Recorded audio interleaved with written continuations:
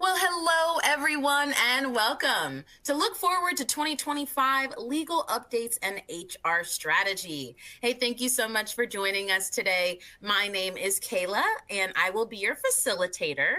And now, if you have any issues with that, you can always email us at webinars@paycor.com.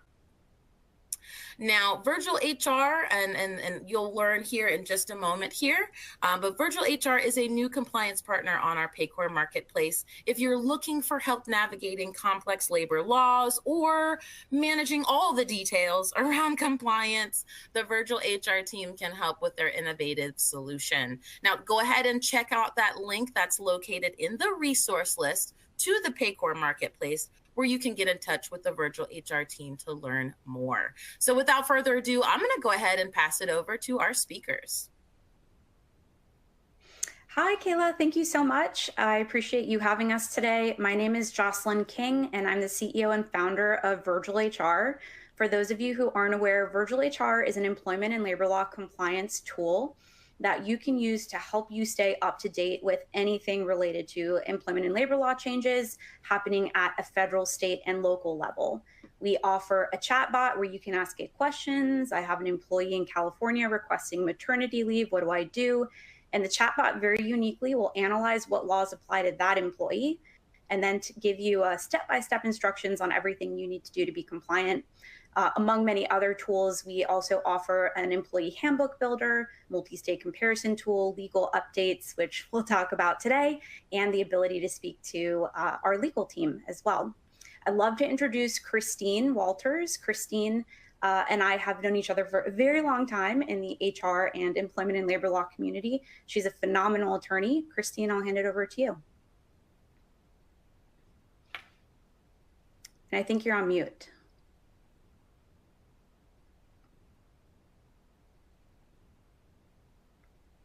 You're still on mute. Christine, we can't hear you. There you go. That would be incredibly helpful if I would turn on my microphone. So I was just saying, thanks for the invitation to join you all. I, like Jocelyn, before she founded and started Virtual HR, I was an in-house HR practitioner. That was for me for about 10 years in the healthcare industry. I left there, practiced employment law with a law firm for a couple of years, and then in 2002 went out on my own and launched 5L Company, which is helping leaders limit their liability by learning the law. And since then have been doing both HR and employment law consulting. So thanks again for the invitation to join. Great, thank you, Christine. And I'd love to introduce Tim. Tim is our incredible employment and labor law attorney here at Virtual. He's on our legal team, and he joins us for these webinars periodically because he is at the forefront for us on anything happening when it comes to legal updates. So Tim, I'll pass it off to you for a quick intro. Thank you, Jocelyn. Yes, I've been an employment and labor law attorney for coming up on 10 years now, a handful of those with Jocelyn and Virtual HR. And previous to that, at a labor union in Washington, D.C., the NLRB and the EEOC briefly as well, and looking forward to talking legal updates with you all today. Great. Well, thanks so much. We'll jump straight into it then. For our agenda, there are, we noticed when we were looking at the 2025 employment and labor law changes that were occurring, not just in January, of which there are many, but all the way into the year so far, there are kind of some buckets that were pretty clear. The first is leave laws that are passing. The next around minimum wage. There's quite a bit of activity around minimum wage. Pay transparency is also becoming more and more common across the state and local level. And then there are some additional laws that we thought were really interesting that you might want to learn some more about. We'll then segue into ways that you can stay up to date and how to be strategic, and follow that at the end with a Q&A. So just a disclaimer before we begin, we do have lawyers on the call. So just want to be clear, this is meant to be an educational webinar. It's not considered legal advice. So before making any decisions or taking any actions or inactions, please consult with an attorney and don't make it based solely off the webinar content. All right, so we'll move into leave first. There are a bunch of states that have made some either changes to their leave laws or added new leave laws to their schedule. We have Washington, Oregon, California, Alaska, Nebraska, Missouri, Michigan, New York, Massachusetts, and Connecticut. So we didn't want to get into all of them because we'd be here all day if we were doing that, but we did choose a select few that we thought might be interesting for you to just dig a little deeper into. And the first is California's Healthy Workplace, Healthy Families Act. So as you all probably know, California does have sick leave that is mandatory for employees in the state. Now, sick leave can be used for employees whose family member is a victim of violence. That can include domestic violence, sexual assault, or stalking. They've expanded on the definition of victim, and you can use leave for a variety of reasons. Could be obtaining legal relief or seeking medical care or counseling for that family member, perhaps relocating or something related to like safety planning due to violence.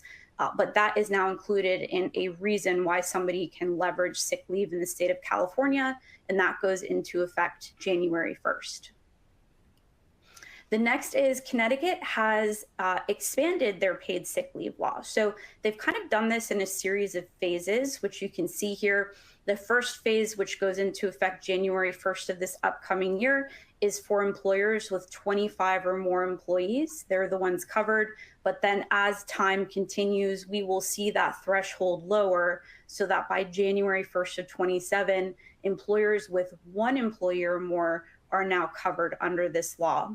And employees can take sick leave. This has been expanded as well for personal or family illness, injury or preventive care, public health emergency related closures, family violence, or things like sexual assault or legal needs that occur around that. And a note that this leave accrues at an hour for every 30 hours worked, up to 40 hours per year. And something to kind of take away from this too is carryover. You must allow employees to carry over or front load up to 40 hours a year. So that goes into effect January 1st. Then we have the New York paid prenatal leave, which I think is awesome. So employers have to provide 20 hours of paid prenatal personal leave for a 52 work period. This is in addition to sick leave that's required under New York state law, and it covers certain reasons why you might be taking leave, including physical exams, medical procedures, monitoring or testing, and any discussions one might have with healthcare providers. That also goes into effect January 1st. And to continue on New York a little bit, they've also, and this is not actually time off for leave, but is related to leave. New York paid family and medical leave benefits have changed a bit as well. So employee contributions have increased, maximum annual contributions have increased as well. Maximum weekly benefit has increased to a little over $1,100. And the average weekly wage has also increased to a little over $1,700. What's really important for anyone on this call who has New York employees to note is that employers must update your payroll systems, and you have to notify employees about the change. That also goes into effect January 1st as well. I do see some questions coming through for the Q&A section already, so we'll be sure to cover those at the end of the presentation. And I'm going to go ahead and pass it over to Tim. All right. Thank you, Jocelyn. So we'll start with some basic info on which states will be seeing minimum wage increases in the new year, and then we'll highlight a few specific states individually. Okay, so here are the basics. List of states that will see increases. And as you see, most states that are increasing will increase on January 1st. It's important to note here that some states have localities that have their own minimum wage rates, counties or cities. If the locality has a higher minimum wage rate than the state, then employers must use that locality's rate. So just something to keep in mind. What should HR professionals do if your state is raising its minimum wage? Maybe a few things. You could audit your current payroll to identify employees currently earning below the new minimum wage. You might want to update employee handbooks, anything that references or makes a reference to wage rates. And keep in mind that some states require wage change notices. So you want to issue these where applicable. Okay, so here we're using California as an example of one of those states that's seeing an increase. And California is also one of those states that has certain cities and counties that have their own minimum wage rates, many of which are higher than the California state minimum wage rate, even the increased wage rate here. If you're interested, UC Berkeley maintains a list of all those local minimum wage rates in California, which you can find on their website. Okay, so regarding these next two slides, actually, here we are with Michigan. Sorry, yes, Michigan's Improved Workforce Opportunity Wage Act. So Michigan sort of went through a lengthy legal process regarding their sick leave law, which sort of tied in with their minimum wage rate. So Michigan will see an increase on January 1st as scheduled, but then starting February 21st, it will see another increase. And each year after that on February 21st, as you'll see here. So again, it'll see a wage increase on the 1st of January, and then keep in mind, it'll also see increases every February 21st moving forward.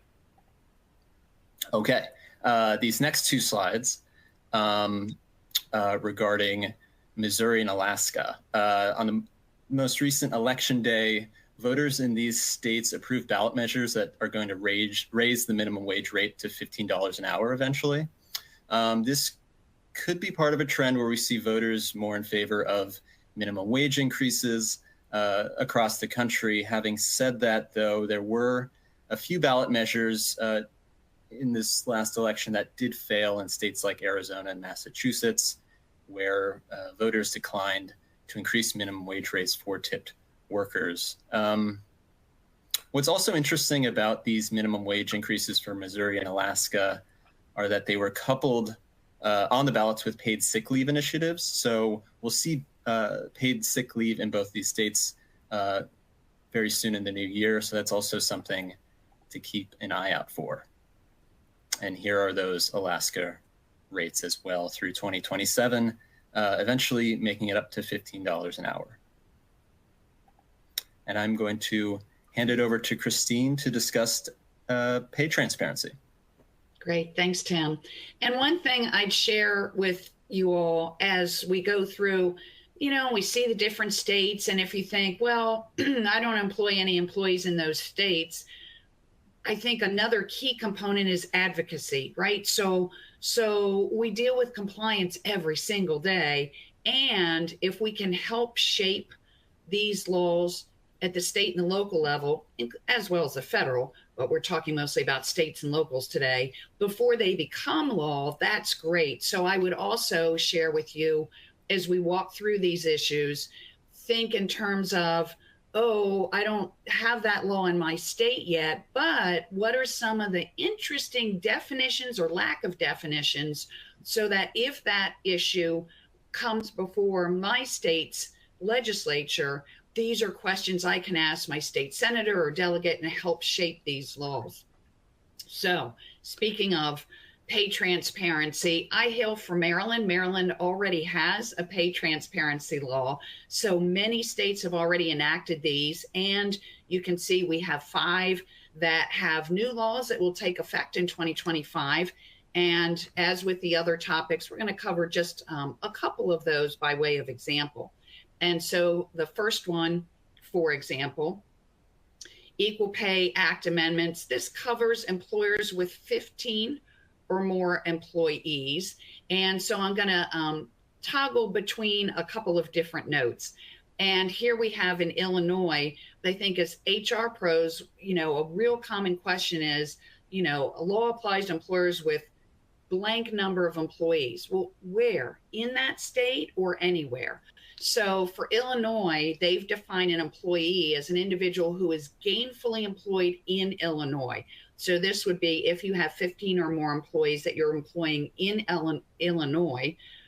You can see you need to disclose when you advertise for a position, the pay scale, benefits, bonuses, stock options. And so that would be, if you're advertising externally and within 14 days of that announcement, if you will, then you want to post it internally as well for if there are promotional opportunities there. Then if we don't get it right, like most every state, there are some potential hefty penalties. So we want to avoid those. A couple other things I wanted to share on this. A common question I hear is pay scale. We're a smaller employer, perhaps. We don't have a structured, pay ranges and scales or bands. We don't have any of that. What are we supposed to use? Well, Illinois, like some states, I think they've done a good job. They gave us some other examples of what we can use to determine what do you mean pay scale?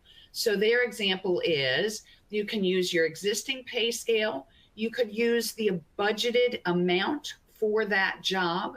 You could use the actual pay range that you're paying to current employees in equivalent positions. The other thing I'd note is if you use a third-party recruiter to advertise your job postings for you, you still have to provide the same information, but you provide it to the recruiter, and then it's their responsibility to post that information for you. So a couple of examples there for Illinois. Here, Massachusetts, similar and different. So this covers an employer with 25 or more employees. Again, if we look at the definition, these are individuals employed in the Commonwealth, so in that state, and have to post, again, the pay range for your job postings to now in the job posting itself and to employees who inquire or ask about it. Same promotional opportunities, transfers are covered. And employers with 100 or more employees have to submit that data to the state. And you can see, so if the information at the bottom about but the EEO 1 and 3 and 4 and 5 or whichever of those you may have to file, if you're thinking, but those go to the EEOC, they're federal reporting requirements. Well, this state has said, if you are a covered employer that has to file those reports, you will have to also file a copy of your report to the state, and you have the deadlines by which you have to do that. A couple other things I would share on Massachusetts. Now, there again, what if your employer that doesn't have a pay range? Their definition I find not quite as helpful, for example, as Illinois'. They just define that as an annual salary range or hourly wage range that the covered employer reasonably and in good faith expects to pay. Little good news here, not later than 6 months after the effective date of this law, the state's attorneys general is required to conduct a public awareness campaign. So they'll be sending more information out. And the third example we have, Vermont pay transparency law. Employers, again, applies to employers with 5 or more employees. Now, this definition I think is interesting. The first two we just looked at, Illinois and Massachusetts, said employees were those working in the state. I'm not sure that's the same here. Vermont's code defines an employee as every person who may be permitted, required, or directed by an employer to perform services. I don't find in the state. So if you're employing any employees in Vermont, talk to your company's legal counsel to, ask, does this law apply to us? So you can see, again, similarities here and clarifying, well, I have to post the wage range for a job. Is that jobs that only work in the state, out of the state, report to somebody in the state? So here you have an example. For jobs that are physically located or will be physically located, that is working in the state of Vermont, as well as remote positions, predominantly working in Vermont-based offices. And so, again, these are all factors, coming to a town near you. If you find related legislation being proposed in your state, I think some of the questions you want to ask are about what we've covered. What's a salary range? How do we define that? What do you mean a vacancy in the state that would report to a supervisor in the state? Would it be anywhere? And another thing I would share with you, when Maryland had, before Maryland enacted its law, when we had the bill, the very first draft of our bill said that once we posted this wage range in a job ad, we could not offer a wage to a new hire that was less than what we had advertised.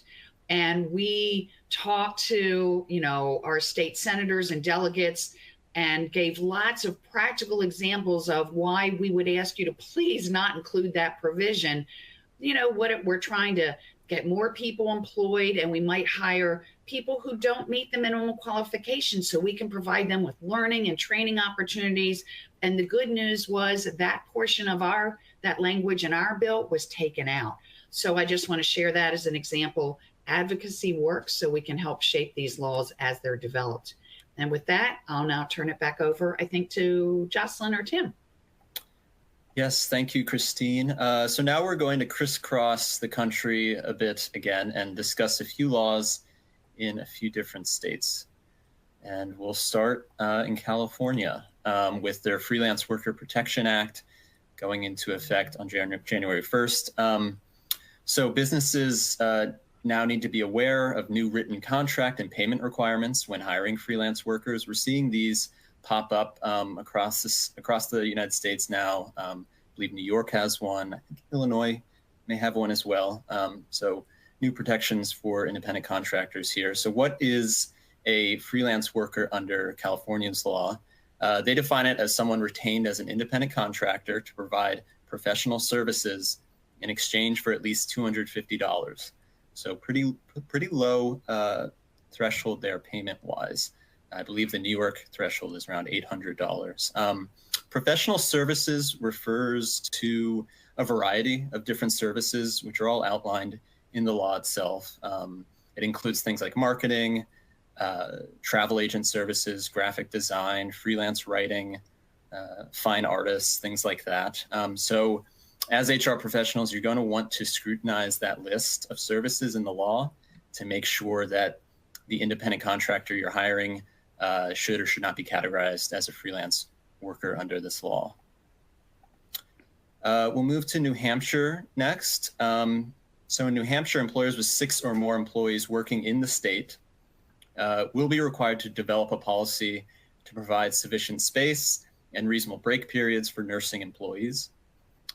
Sufficient space in this context means a few things. It must be within a reasonable walk of the employee's work site, can't be a bathroom, must be a clean space shielded from view. If the space is not solely for the use of expressing milk, it must be made available when requested. And if feasible, the room must have an electrical outlet and a chair.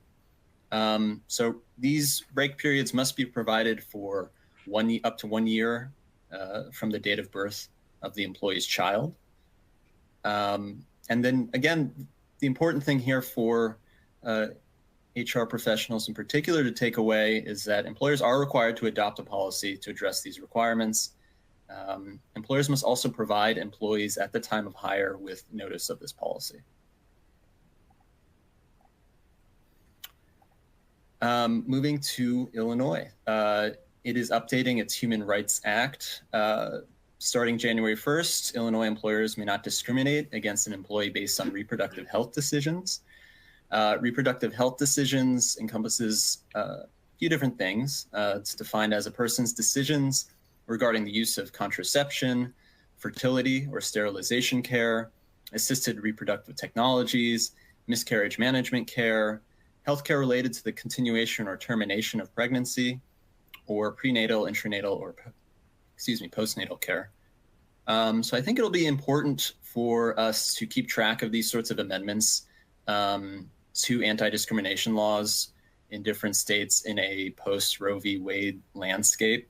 This amendment, this Illinois amendment, was certainly passed in response to that Supreme Court decision. I believe the governor of Illinois made reference to that in the press release accompanying this change here. And you also want to update any equal employment opportunity related policies that you might have in employee handbooks to account for this change. Okay, we'll move to New York with their Retail Workers Safety Act. So this applies only to retail workers, retail employers, but we saw California pass a more widely applicable Worker Safety Act this year that applies to almost every employer in California. Here in New York is picking it up for retail workers. So something to keep an eye on as a potential trend.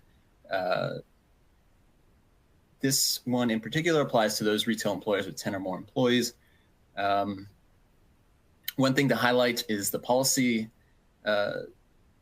Employers must develop a policy and must be provided to all employees upon hire and annually thereafter. In addition to a policy, training must also be presented to employees upon hire and annually thereafter as well. Good thing for us is that the state's Department of Labor will establish a model policy and training program. So that's something to keep an eye out for. I don't believe it's been established yet. One thing to make note of is the original effective date is March 3, 2025. There are pending amendments to this law that might delay it a bit to June. So we'll just have to keep an eye out on that as well. And I will hand it back to Jocelyn to discuss ways to stay up to date.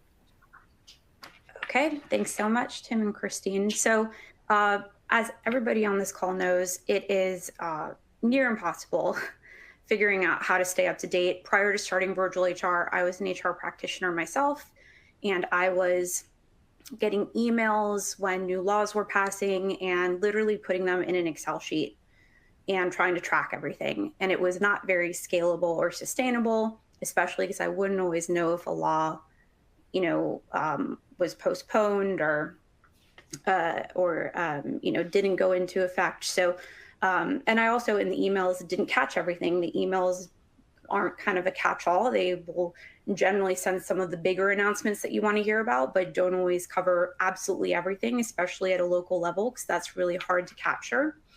So there are a few ways that you can stay up to date here. The first is the emails. The emails still are helpful. So subscribing to email alerts through organizations like SHRM or HRCI, they have really great employment and labor law updates. You can also subscribe to emails through different law firms or blogs. But I'm obviously quite partial, having started this company and being very passionate about helping HR professionals. You can also adopt technology to help you with this, including Virtual HR. So one of our few things that we do actually to help with this are we're sending those emails, but we send them out comprehensively at a federal, state, and local level. And we send them out pretty regularly as well. We also have notifications within our app. We have a compliance calendar where you can search by any time frame, any state, any topic, and find out what laws are coming up. And you can also integrate that into your calendar so it's visible and top of mind.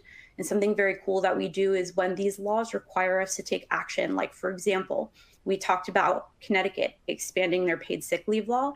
There are two things that you have to do as an employer. You have to provide written notice of the law to your employees in Connecticut, and you have to update your policy, your sick leave policy. We will actually automatically create tasks for you in our app to do just that. So you don't even have to read through all this legislative summaries that we provide. You can just get a task and know, hey, if there's something I need to do, our handbook builder will automatically add a new policy into your handbook for you if you have Connecticut employees. So a lot of really great ways of putting compliance on auto drive with technology. And I'd highly encourage you to take a look and see what's out there. So we'll go ahead now and jump straight into questions. Kayla, should I pass it over to you? Yes, and believe me, we've got tons of them, so we'll go ahead and take some time to answer a few here. All right, so towards the beginning, we had a few questions here, and maybe we can navigate to those slides. But Elizabeth asked, is prenatal leave for the mother only? Yes, it is. I actually used our tool to look this up because I didn't know off the top of my head, and it is only for your pregnancy and your medical appointments. Got it. And this was from Penny. Does the leave reset every 52 weeks, or how does that work? Yeah, so actually also look this up in the tool. The exact language is that they have 20 hours of paid prenatal personal leave during any 52-week calendar period. So, and I think, yeah, go ahead, Tim. Oh, sorry, Justin. Yeah, and just to add on to that, I believe the 52-week period begins the first day of leave that the employee requires. Okay. Yeah, so then it would reset at the 52-week mark. Got it. That's helpful. Okay. And a lot of these other questions are state specific, so we're not exactly sure if we can get to these, but we'll give it a shot. We'll go from there. Okay, so this is from Linda, and again, this was earlier. How many employees must a company have to be required to offer New York's paid parental leave? And that's very specific, again, to New York. It is specific. I used our tool again to look this up because it was very specific. And it's any employer in New York. Okay, that is good to know.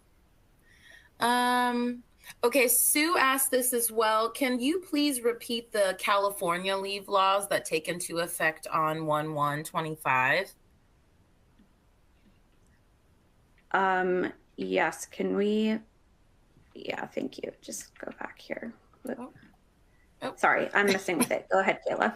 Okay, there you go. Yeah, so what I had mentioned was just the expansion of sick leave. So now an employee whose family member is a victim of violence, including domestic violence, sexual assault, and stalking, can now use the state sick leave, 40 hours of sick leave, to take time off for these reasons here below. There is actually one other one. We didn't bring it up only because, there's only so much time in something like this. But it is for agricultural workers. So California also expands their paid sick leave coverage for agricultural workers as well. That's within the California's Healthy Workplaces, Healthy Families Act too.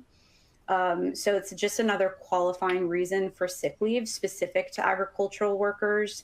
And their employers are now required to provide paid sick leave to agricultural workers who work outside and are entitled to paid sick leave in order to avoid smoke, heat, or flooding conditions created by a local or state emergency. Nice. That goes into effect January 1st as well. Okay, that's good to know. All right, we're just trucking on through here. All right, so this other question is from Allie. Are wage change notices necessary if you are not having to adjust any employee's pay due to the change? I believe. If the employee's change is, oh, sorry, Christine, if you want to, I would just say that if the employee's wages are not changing, then they wouldn't need that wage change notice. Okay. Anything, Christina, do you want to elaborate, or if there's anything you want to add to it, feel free. No, I'm good. Thanks. Okay. Let's see. Let's get through these questions. And thank you for sending in your questions. We'll try to get to as many as we can. This is from Olivia. How would you handle some of these changes if you have an employee who resides in one of the states, but we don't actually have an office in one of those states? Any recommendations for that situation? So I'll just, go ahead, Christine. I think it just depends on my favorite answer. It depends on what the issue is. And so more often than not, the rule applies, the employment law rule, if you will, applies where the employee works. And so, of course, now if we're working from home, then it could be where the person also lives. But as we saw in many of these laws, it might be the office into which they report and that kind of thing. So another great example, it's so fact specific and case specific. You know, when I was chuckling to myself, I had, if you notice, I had my camera off for a while because I was looking at some of the questions, going to the code to look for the answer. And then silly me, because Jocelyn, you know, reminded me, oh, that's exactly what Virtual HR does. Right. Yeah, that's a great point. And so let's just talk a little bit. We'll get to a few more questions here, but we've got this slide up. Jocelyn, could you speak to this? Yes. So feel free to reach out to any of the three of us after this webinar if you have any additional questions. If you are interested in learning more about Virtual HR, feel free to scan this QR code to schedule a demo or send me an email, whichever is more convenient. Yay. All right. So we'll leave that up as we're answering a few more questions just so that you have time to scan.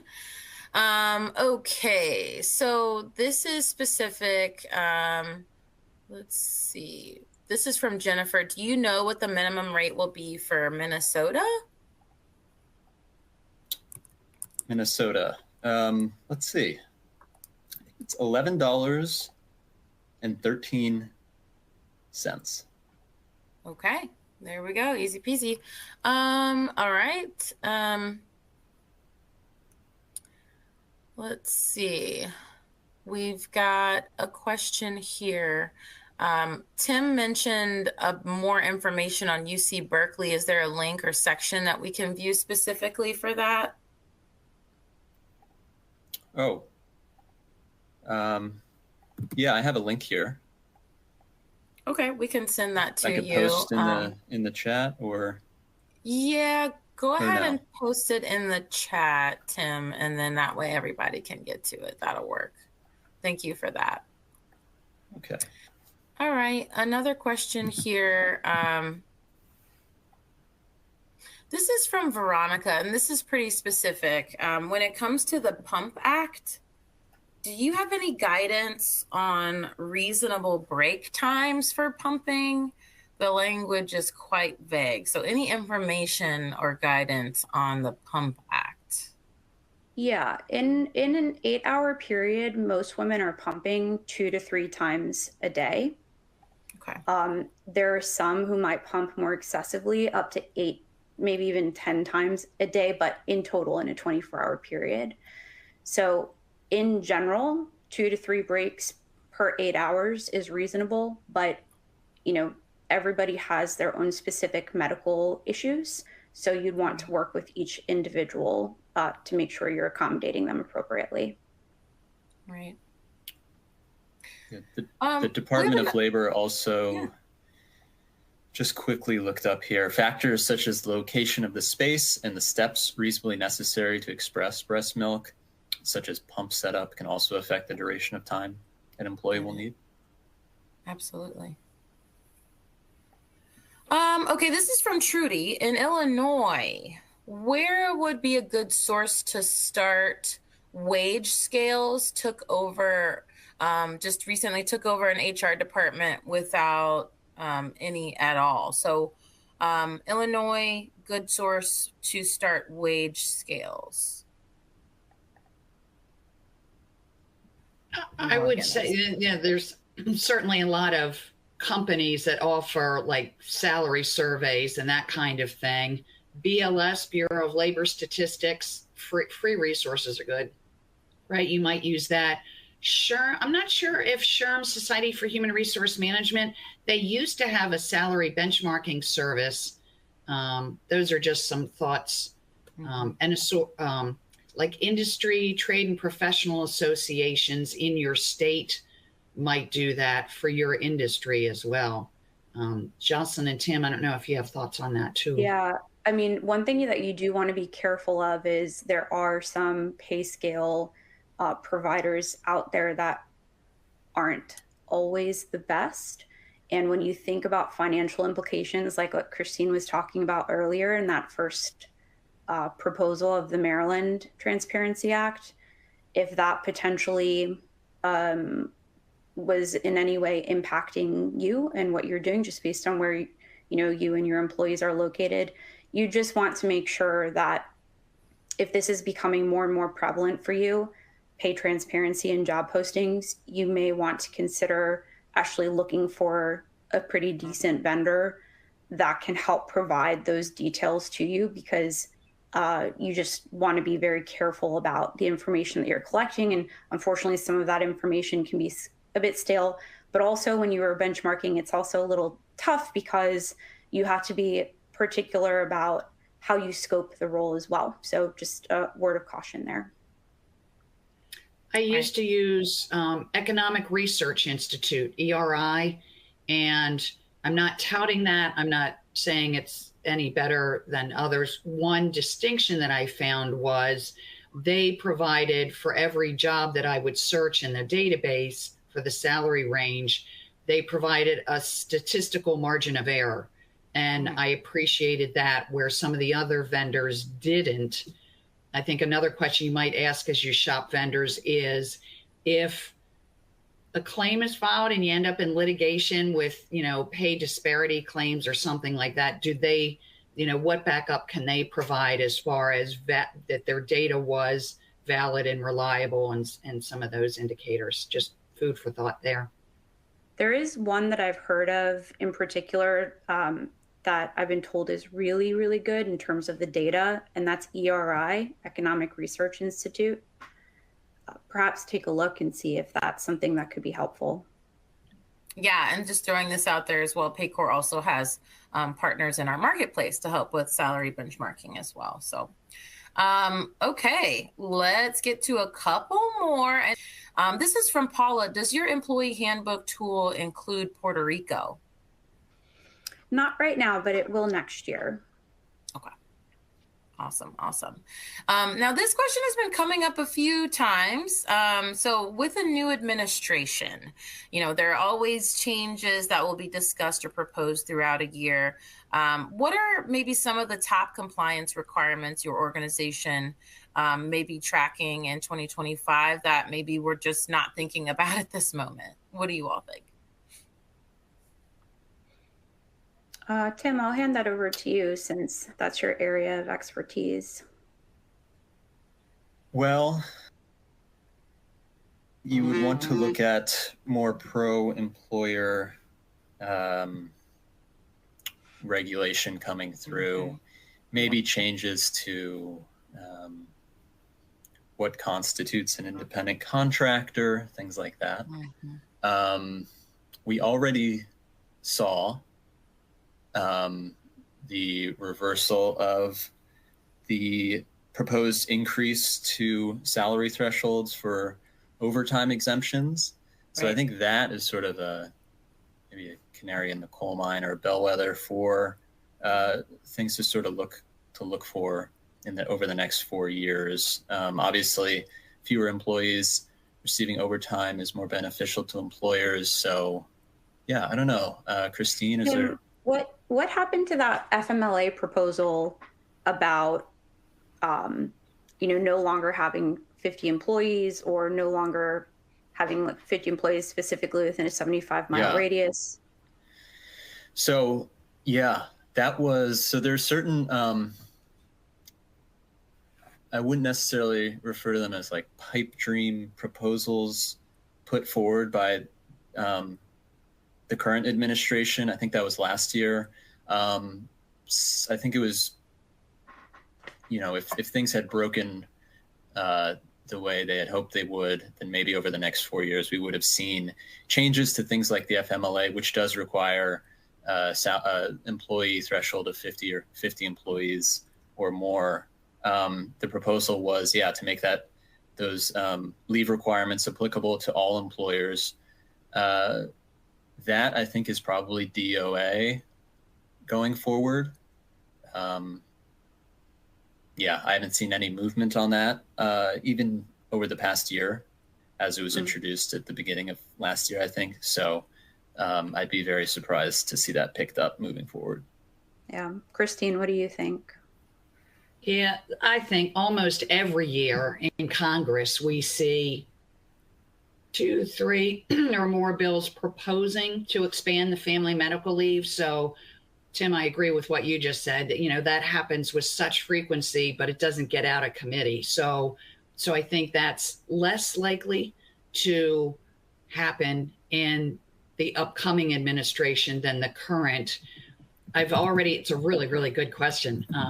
So I'm sitting here thinking, I've already heard some speculation, if you're familiar with OSHA's proposed heat stress rule, which it would impact almost everybody, regardless of industry, voluminous training, all. I've heard some speculation that may get pulled back. FTC's non-compete, so they did FTC, the non-compete rule that would effectively banned all non-competes. My recollection, Tim, tell me if yours is different. I think a few weeks ago, the FTC did file an appeal. I think we were waiting to see what they would do. I suspect that might come off the table. So yeah, I agree.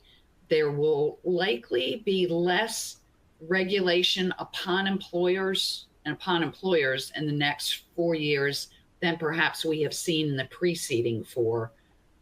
Time will tell. Right. Yeah. Speaking of, on the topic of minimum wage too, I think there was a push, as we've seen a few states try to push closer to the $15 mark.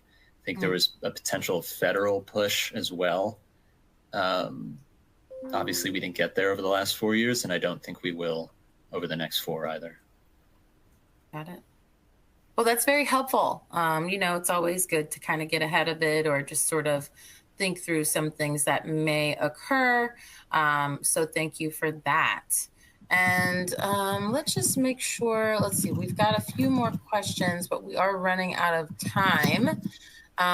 Is there a way, Maggie asked earlier, can you expand on Connecticut? And let me see if I can find the slide over here. Okay, I think it could have been this one. Maggie, are you referring to the paid sick leave? And I believe they just wanted to just cover Connecticut again, if there was any call outs for this one. Tim, is there anything that I didn't share that you think would be helpful? I think the big thing to note is that service workers were really the only workers required to be provided sick leave under the current Connecticut paid sick leave law.